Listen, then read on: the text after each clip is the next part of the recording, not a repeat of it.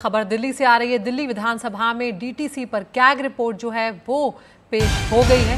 DTC 8,433 crore के घाटे में है। ये इस कैग रिपोर्ट के जरिए सामने आया है। इस रिपोर्ट के मुताबिक डीटीसी बसों की जो संख्या है उसमें भी कमी आई है।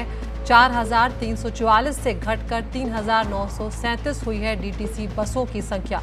इस रिपोर्ट में यह भी कहा गया है कि इलेक्ट्रिक बसों की समय से डिलीवरी न होने के बावजूद ऑपरेटर्स पर 29 करोड़ की पेनल्टी नहीं लगाई गई। नई बसों को खरीदने या फ्लाइट्स को बढ़ाने के लिए पिछली सरकार ने कोई भी कदम नहीं उठाया। तो ये कैग रिपोर्ट है जो दिल्ली विधानसभा में पेश हुई है डीटीसी को लेकर। इसमें यह भी कहा गया है कि दिल्ली सरकार की बसें 814 रूट से घटकर 468 हो गई, जिससे सरकार को 2015 से लेकर 2022 तक करीब 14,000 करोड़ का नुकसान हुआ है। 3,697 बसों में सीसीटीवी लगवाने के प्रोजेक्ट पर सरकारें 52 करोड़ रुपए खर्च किया, लेकिन ये प्रोजेक्ट भी पूरा नहीं हो सका। अश्विनी हमारे सहयोगी हमारे साथ जुड़ गए हैं।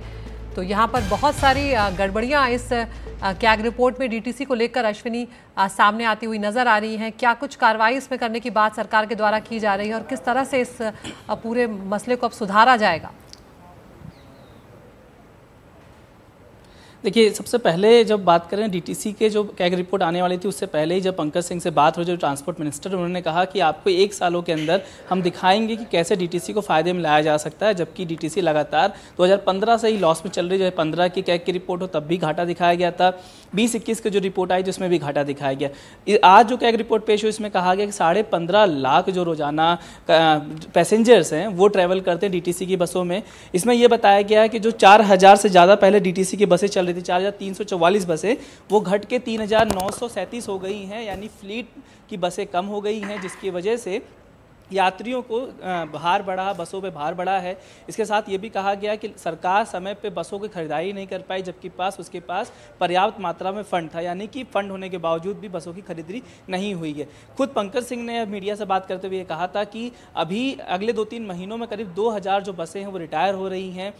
उन बसों को वापस से उन बसों की संख्या को भरने के लिए इलेक्ट्रॉनिक बसें बुलाई गई, लेकिन इलेक्ट्रॉनिक बसों में जो भारत सरकार की जो मान्यताएं हैं, जिसमें कहा गया था कि मेक इन इंडिया होनी चाहिए, बसों के पास पिछले 5 सालों का जो कंपनियां उनके पास ट्रैक रिकॉर्ड होना चाहिए, वो सब नहीं होने के कारण ये देखा गया कि जो बसें हैं वो समय पे खरीदी नहीं गई, जिसकी वजह से दिल्ली सरकार को लॉस हुआ, जिसकी बात खुद आज कैग रिपोर्ट में भी कही गई है। इसके साथ साथ ये भी कहा गया कि जो रूट्स पे चलाई जा रही बसें वो कोई भी ऐसा रूट नहीं है जिस पे डीटीसी की बस कोई भी फ़ायदे में चल रही है, यानी हर संचालन जितने भी रूटों पर हो रहा है सब के सब लॉस में हैं। इस वक्त दिल्ली सरकार 468 रूटों पर बसें चला रही हैं और जिसकी वजह से 14,198 करोड़ का जो डीटीसी को लॉस उठाना पड़ा है, क्योंकि किसी भी रूट पे संचालन में जो बसें हैं वो फ़ायदे में नहीं हैं। इसके साथ ही ये भी कहा गया कि जो बसों में इंस्टॉलेशन था सीसीटीवी कैमरे का, उसके अंदर भी गड़बड़ियां पाई गई, लॉस हुआ। सरकारें समय पर बसों को लागू नहीं कर पाई, जिसकी वजह से उसको टैक्स का भी लॉस हुआ है।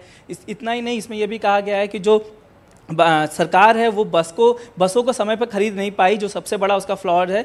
और अब क्या हो रहा है कि अब जो नई सरकार आई, यानी बीजेपी की सरकार, वो लगातार कह रही है कि हम इलेक्ट्रॉनिक बसें खरीदेंगे और फ्लीट की जो भरपाई है उसको भरा जाएगा।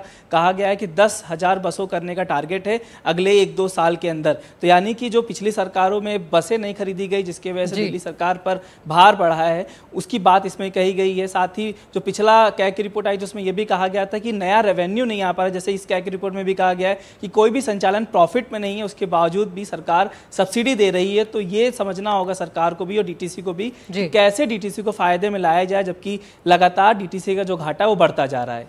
बहुत बहुत शुक्रिया अश्विनी इस तमाम जानकारी के लिए।